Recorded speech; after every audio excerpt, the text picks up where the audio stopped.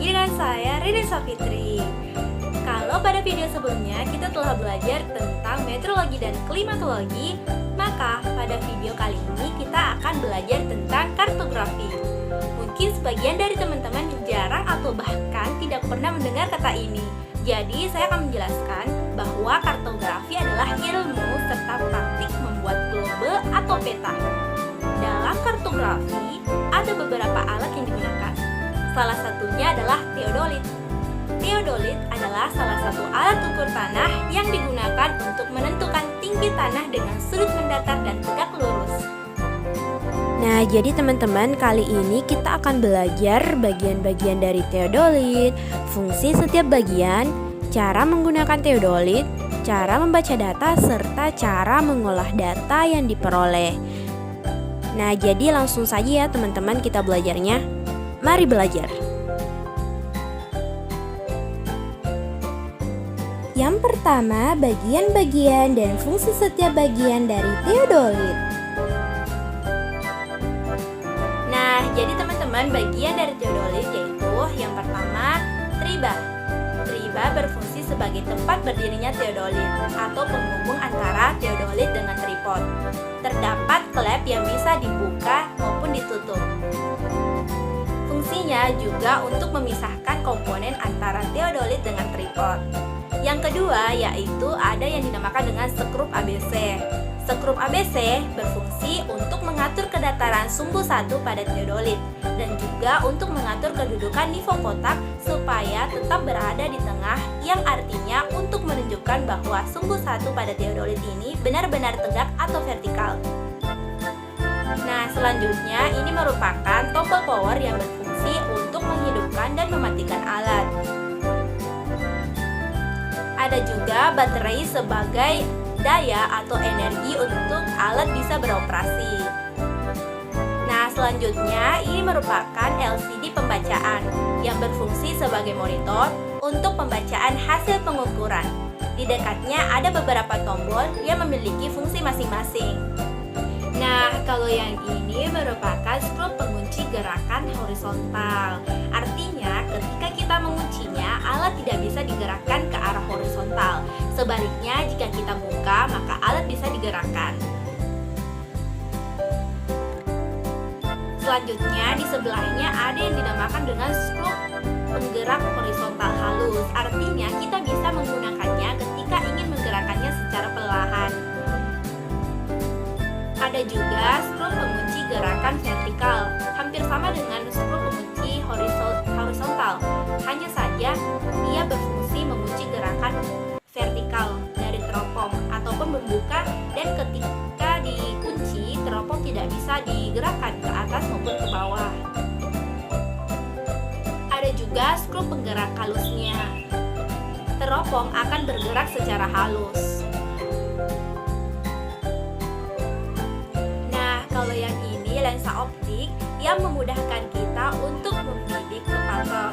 Artinya kita mendapatkan titik tengah dari bawah ini ke patok. Jadi kita memakai ini untuk memudahkan kita di mana patok berada supaya alat teodolit bisa tepat di tengah patok tersebut. Ini merupakan teropong yang berfungsi untuk membidik atau mengamati benda atau target yang jauh agar kelihatan dekat dan jelas serta nampak besar. Pada bagian teropong terdapat komponen yang bernama visir yang membantu kita mengamati garis lurus dari objek yang kita tuju. Kemudian pada bagian teropong juga terdapat pengatur lensa yang dimana berfungsi untuk memperjelas objek atau bacaan yang dituju. Jadi pada skrup ini kita bisa mengatur besar kecilnya diafragma yang dibuka, artinya untuk mengatur fokus dari lensa teropong. Nah, ini merupakan nivou kotak yang berfungsi untuk memperlihatkan apakah sumbu satu dari teodolit benar-benar tegak atau tidak.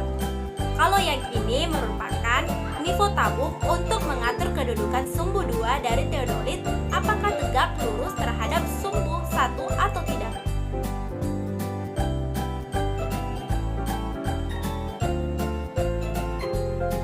Yang kedua yaitu cara menggunakan dan membaca data dari teodolit. Nah, jadi teman-teman, sekarang kita akan belajar tentang bagaimana cara mengoperasikan alat teodolit dan cara membaca data. Nah, jadi kita akan menentukan sudut horizontal dengan pengulangan antara dua garis merah yang teman-teman lihat di layar, yaitu ada sudut A, B, dan C. Pertama, kita harus mencari titik sudut yang akan ditentukan. Dalam hal ini akan ditandai dengan traverse cap yang berwarna kuning. Kemudian tempatkan tripod di atas traverse cap.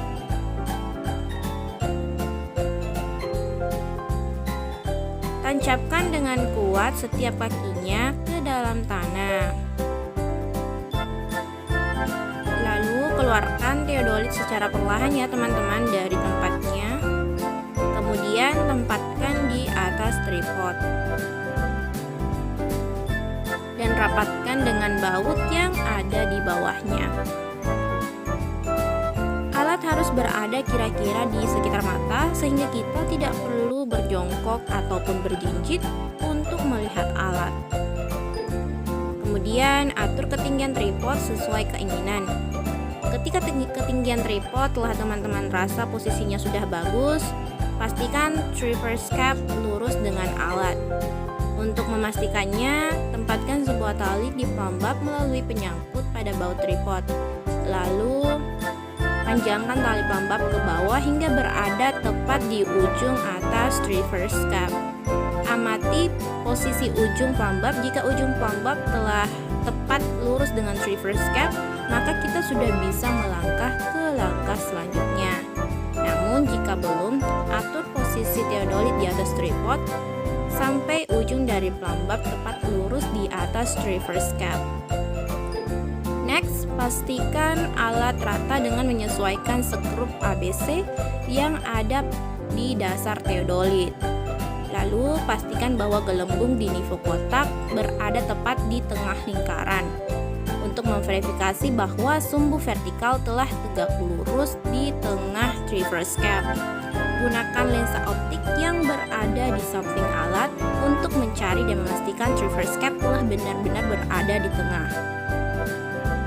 Selanjutnya, buka penutup baterai yang berada di samping teodolit dan masukkan baterai. Jangan lupa perhatikan kutub positif dan negatifnya. Finally, untuk menyelesaikan pengaturan alat ini, ukur ketinggian alat dengan menggunakan tongkat. Untuk mengukur ketinggian alat dari bawah ke atas dengan melihat angka yang ditunjukkan dari pengukuran. Dari hasil pengukuran didapat tinggi alat yaitu 4,8 kaki dan catat. Nilai inilah yang menjadi rujukan ketika kita melakukan survei. Dan ini merupakan titik A.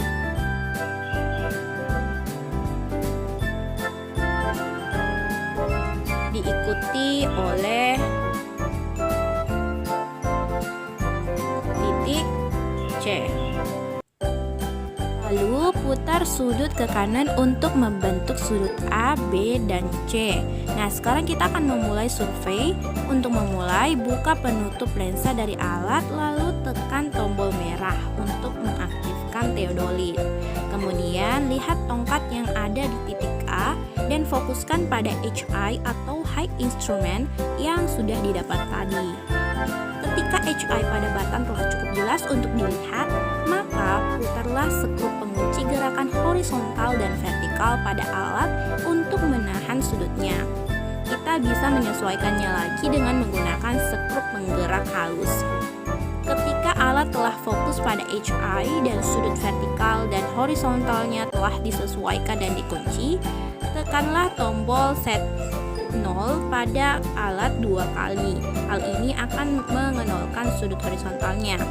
Next, lihatlah melalui teropong dan amati upper stadia serta lower stadianya dan catatlah nilainya. Dan itu merupakan nilai dari titik A. Catat juga sudut vertikal yang ditunjukkan pada alat. Next, kita akan melanjutkan dengan memutar ke kanan dengan membuka penggerak horizontal dan vertikal dan putar teropong menuju tongkat di titik B. Di titik B, fokuskan teropong tepat di HI-nya. Ketika sudah fokus, putar skrup pengunci horizontal dan vertikalnya, atau jika ingin menyesuaikannya lagi, putar skrup pengunci gerakan halus lalu kunci. Setelah itu, catatlah sudut horizontal dan vertikalnya yang ditunjukkan alat. Next, untuk menahan sudut horizontalnya, tekan tombol play or pause pada alat 2 kali. Lalu amati pada teropong upper stadia serta lower stadianya, kemudian catat lagi. Selanjutnya, buka kunci skrup pengunci gerakan vertikalnya, lalu putar teropong 180 derajat. Kemudian, buka skrup pengunci gerakan horizontal dan putar alat sehingga teropong menuju ke titik A.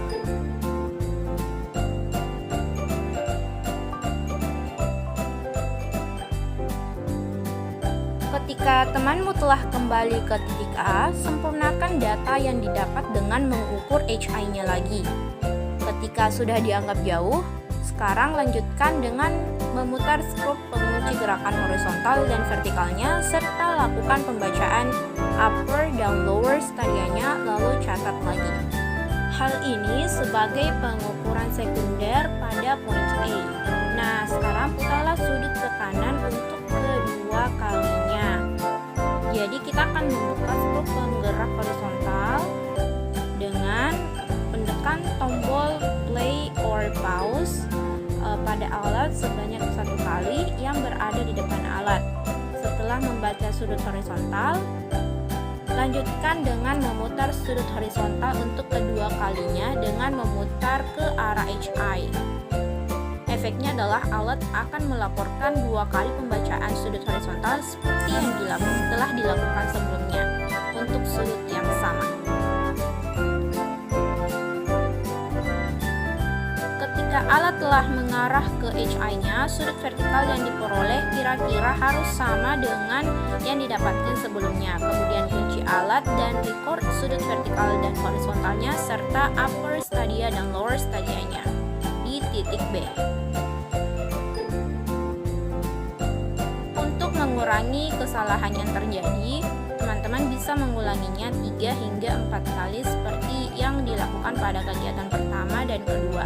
Perlu diingat bahwa jika alat diputar 360 derajat, maka alat akan kembali ke 0.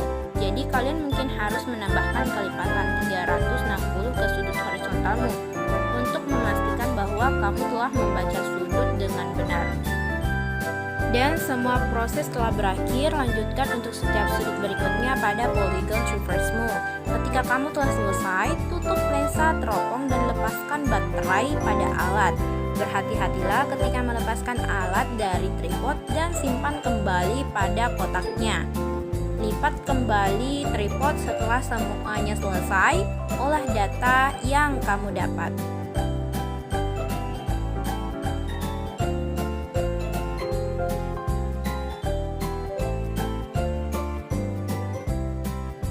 Dan yang terakhir, cara mengolah data dengan menggunakan rumus.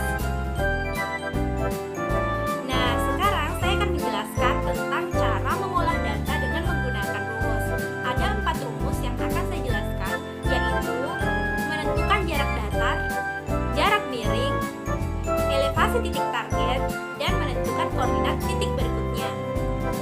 Yang pertama, menentukan jarak datar.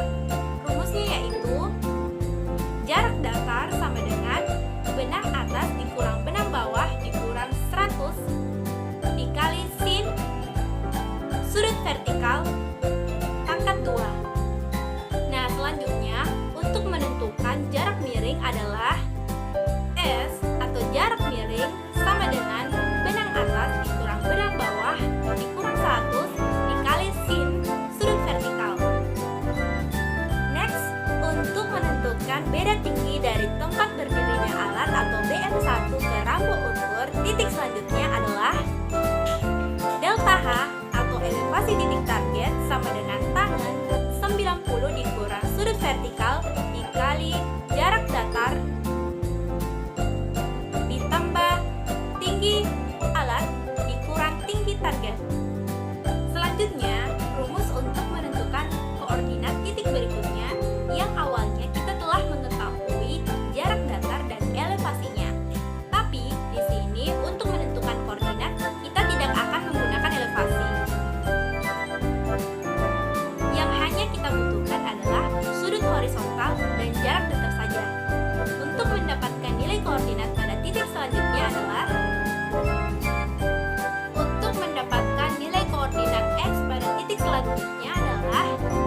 X sama dengan sin azimut atau putaran sudut dari alat ke backside menuju ke titik berikutnya dikali jarak datar ditambah nilai X atau tempat berdirinya alat atau BM1. Dan yang terakhir, untuk mengetahui koordinat titik Y adalah Y sama dengan cos azimut atau putaran sudut dari alat ke backside menuju ke titik berikutnya dikali jarak datar ditambah northing BM1 atau YBM1 sudut tersebut.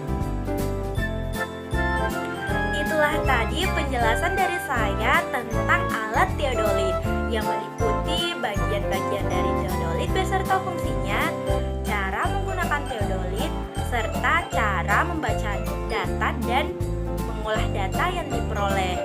Saya harap teman-teman bisa mengerti dengan baik apa yang baru saja saya sampaikan.